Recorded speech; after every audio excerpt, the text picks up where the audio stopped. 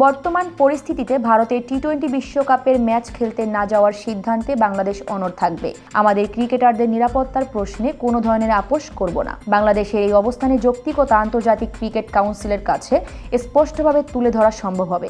7 জানুয়ারি সচিবালয়ে অনুষ্ঠিত এক বৈঠক শেষে সাংবাদিকদের সঙ্গে আলাপকালে একথা বলেন যুব ও ক্রীড়া এবং আইন, বিচার ও সংসদ বিষয়ক উপদেষ্টা আসিফ নজরুল।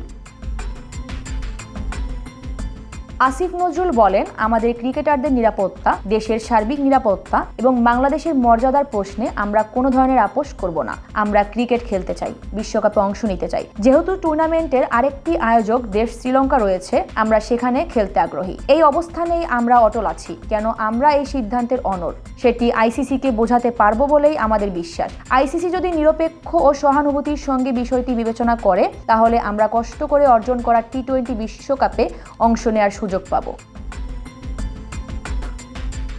বৈঠকে বাংলাদেশ ক্রিকেট বোর্ডের সভাপতি আমিনুল ইসলাম বুলবুল সহ বোর্ডের একাধিক পরিচালক এবং যুব ও ক্রীড়া মন্ত্রণালয়ের সংশ্লিষ্ট কর্মকর্তারা উপস্থিত ছিলেন। এ বিষয়ে আইসিসি বাংলাদেশের নিরাপত্তা উদ্বেগের সুনির্দিষ্ট কারণ জানতে চেয়েছে। বাংলাদেশের ভারতে টি-20 বিশ্বকাপের ম্যাচ খেলতে যাবে কিনা পুরো বিষয়টি এখন চূড়ান্ত সিদ্ধান্তের অপেক্ষায়।